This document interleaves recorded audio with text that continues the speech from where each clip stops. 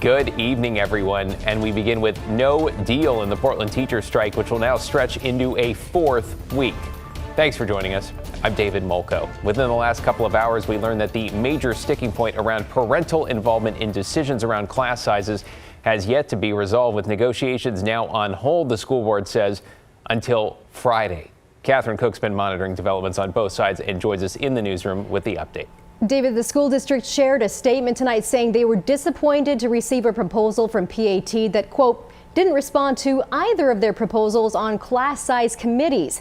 We reached out to the teachers union tonight and are waiting on a response from their side. Now, all of this comes as both sides moved steadily closer to reaching a deal this week. Progress included both sides settling on a wage increase for teachers, landing on 13.8% over 3 years.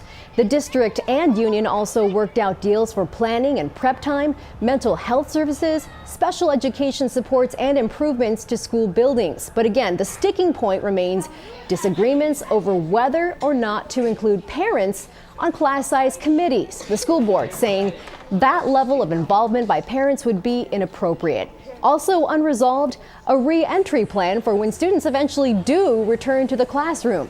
Today, teachers we spoke with said they're anxious to see a finished contract. That's been the goal all along, is to get back as soon as possible.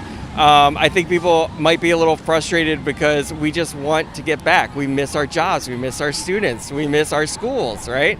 And we just want to get back. And I think that any frustration that's coming up is just that we just want to get back. In their statement tonight, the district said they'd provide additional updates on Friday as they continue to work on an agreement that will get students back into the classroom. David. Yeah, Catherine Cook with the update tonight. Thank you, Catherine. Stay with KGW for the latest on the teacher strike as we head into week 4. Look for updates on air plus anytime on KGW.com and streaming on KGW Plus. All right, let's take you outside where all is calm on this Thanksgiving Eve, and it looks like it might stay that way. Chief Meteorologist Matt Zafino joins us now with a first look at your Turkey Day forecast, Matt. Yeah, David, the sky is clearing off nicely now. There's a big old half moon up there, too. You're looking off to the north-northeast from our Wells Fargo sky cam over downtown Portland. Again, a mainly clear sky, 45 degrees. It is going to get chilly. It already is. It's going to get cold overnight, but we've got great weather for the entire run of the 4-day weekend. We've got some fog beginning to form over at Tillamook, about a half-a-mile visibility there, and over in parts of eastern Oregon near Hermiston, but otherwise our visibility is good up and down the I-5 corridor right now. Tomorrow morning, though, we will have some areas of fog, even in Portland, but by noontime, that's gone.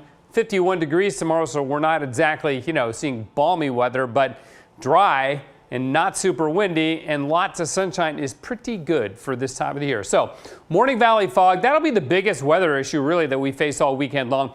Mountain passes are clear, and by that I mean Mount Hood, Santiam Pass, I-5 over the Siskiyous into California.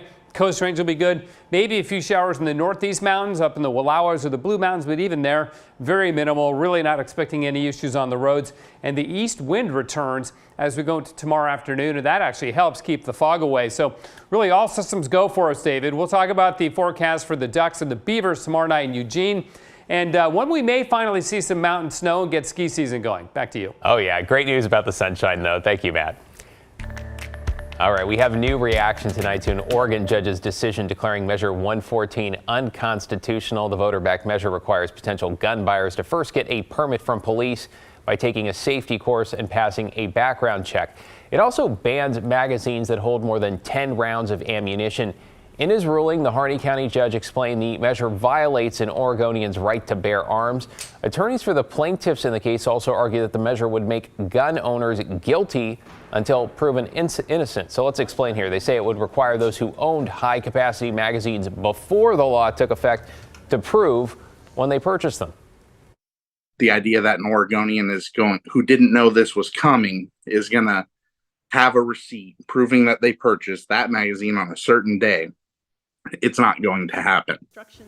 Oregon Attorney General Ellen Rosenblum told KGW she thinks the judge's ruling is, quote, wrong. She says the state will file an appeal. The separate ruling is being appealed in federal court. Let's get you caught up on tonight's other headlines. One person is dead following a shooting in the Parkrose Heights neighborhood. Police say shots were fired around 4 this afternoon at an apartment complex near Northeast Weidler and 111th. Officers arrived to find a woman dead from a gunshot wound. The suspect or suspects got away. No word on any arrests. Also in Northeast Portland, one person is dead after a shooting last night in the Cully neighborhood. Shots were fired at a house near Cully and 62nd.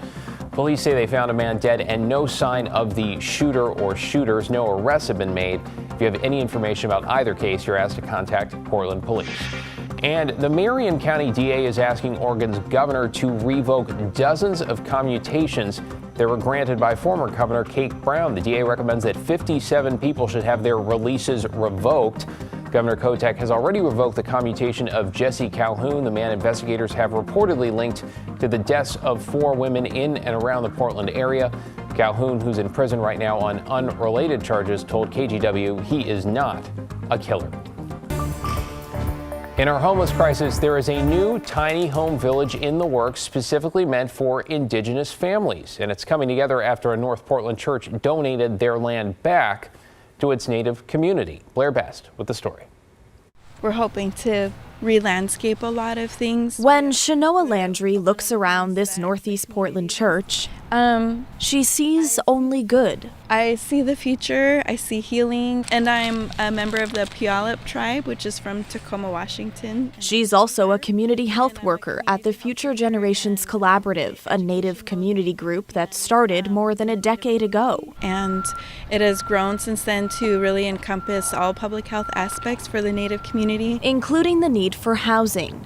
We experience disproportionately high rates of houselessness, and a lot of that is a direct result of colonization. Last week, a church group voted to give the former Laurelhurst Presbyterian Church and all of its land in Northeast Portland back to its native community. Soon, they'll turn it into a village for homeless Indigenous families with young children. There will be about 10 tiny homes. Yeah, this is our playroom. We call it Chagu Manaki Sush. And the village itself will be named after one of their own. This is Agwe Barbie and kind of her story. This is an urgent need. We already have, people asking us, when is Barbie's Village going to open up, because I need a place right now. To speed things up, they asked Multnomah County for $5 million. They ended up getting $300,000. But it's not enough, because the building, which will be used for family gathering space and our early childhood programming, it needs a lot of repairs. Neighbors across the street are in favor of the village, so far. I would love to be part of the solution to the problem instead of adding to the problem. I support it. I don't know all the details of how it'll play out, but yeah, I've seen what the city's done in other neighborhoods, and thus far seems pretty successful. I think any neighbor is a new neighbor, and it's a new unknown. Hopefully there is a positive impact.